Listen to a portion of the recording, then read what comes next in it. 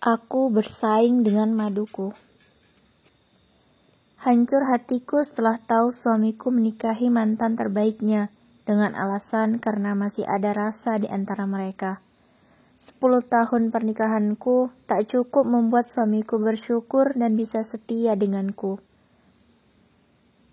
Aku tidak membenci poligami, tapi aku tidak sanggup berbagi suami dengan wanita lain. Mungkin hanya wanita hebat yang dipoligami dengan suaminya. Kalau aku tidak mau dan tidak sanggup. Selama ini kami baik-baik saja, tidak ada masalah yang serius. Aku dan suamiku merintis usaha kami dari nol, hingga kami berkecukupan seperti sekarang, usaha semakin maju.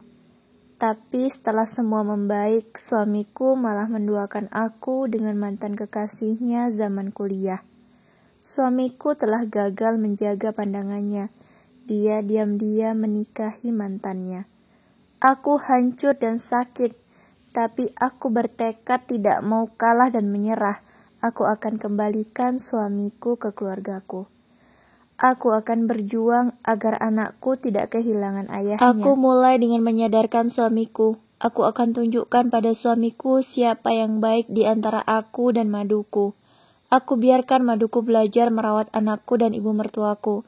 Aku izinkan anakku tinggal bersama suami dan maduku di rumah baru yang seharusnya jadi rumah baru kami. Aku harus merelakan rumah itu ditempati oleh maduku. Padahal sudah 1 tahun lebih aku menunggu untuk bisa menempati rumah itu. Ketika rumah itu sudah siap dihuni, malah bukan aku yang pertama menempati. Rumah itu hasil kerja keras kami dari usaha yang dirintis dari nol. Aku yang menemani suamiku dari susah sampai sekarang sukses, malah wanita lain yang dia beri semua kemewahan. Tidak hanya berbagi suami, tapi aku harus berbagi harta yang seharusnya untuk aku, anakku, dan orang tua. Kita lihat sesabar apa maduku itu mengurus anakku dan mertuaku. Ibu mertuaku mengabari kalau menantu barunya itu tidak bisa masak dan tidak sabar mengurus anakku. Dia kasar dan cuek. Suamiku sampai marah karena dia tidak baik pada ibu dan anaknya. Ibu mertua sebenarnya sangat kecewa dengan anaknya, tapi dia bisa apa? Mau marah pun suamiku tidak mau mendengar ibunya. Dia akan tetap menikah dengan wanita itu. Hari ini anakku menelponku. Dia cerita kalau masakan maduku itu enak sekali. Dia sampai nambah 2 kali. Aku jadi khawatir. Jangan-jangan keluargaku benar-benar akan diambil oleh maduku itu. Aku hanya bisa berdoa semoga Allah melindungi keutuhan rumah tanggaku. Aku memergoki maduku itu sedang menerima banyak makanan dari kurir. Oh, ternyata dia beli, bukan masak. Bagaimana bisa dia membohongi keluargaku? Aku pun mengadukan hal itu pada ibu mertuaku. Besoknya, maduku itu menantangku untuk bisa mengurus perusahaanku. Dia menantang bos perusahaan itu sendiri. Tentu hal yang sangat sia-sia. Dia tidak tahu kalau 55% perusahaan itu milikku, karena aku dan suamiku sudah sepakat. Baik, aku ikuti permainannya.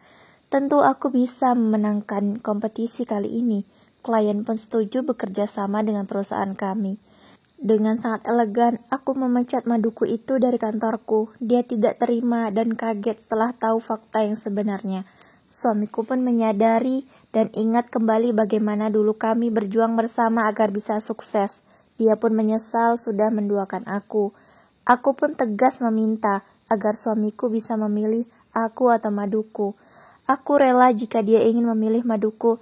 Setidaknya aku sudah bisa membuktikan kalau aku berusaha menjadi istri yang baik. Tidak berpura-pura dan tidak hanya berbakti dan cinta pada suami, tapi juga pada anak dan orang tuanya. Itu usaha terakhirku. Aku pasrahkan semua hasil pada Sang Maha Pemilik hati. 1 minggu aku menunggu keputusan dari suamiku. Dia sama sekali tidak menghubungi aku atau menemuiku. Aku ikhlas kalau dia akan menceraikan aku sekarang. Aku pasrah. tiba-tiba mobil suamiku terdengar di depan rumah. Aku buru-buru membuka pintu. Suamiku datang bersama maduku. Mereka bergandengan tangan mesra. Aku tahu ini artinya suamiku memilih maduku itu. Aku berkata, urus saja surat perceraian kita secepatnya. Aku tidak mau dimadu. Aku tidak sanggup.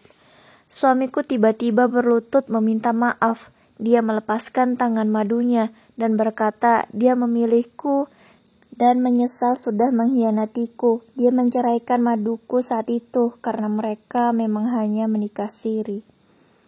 Aku bersyukur akhirnya suamiku kembali dan keluargaku utuh seperti dulu, bisa bahagia lagi tanpa ada orang ketiga. Aku pun berusaha menerima kembali suamiku, walau terkadang aku masih sakit ketika ingat dia pernah menyakiti hatiku. Demi anakku, aku akan berusaha seperti dulu, seperti tidak ada masalah apa-apa.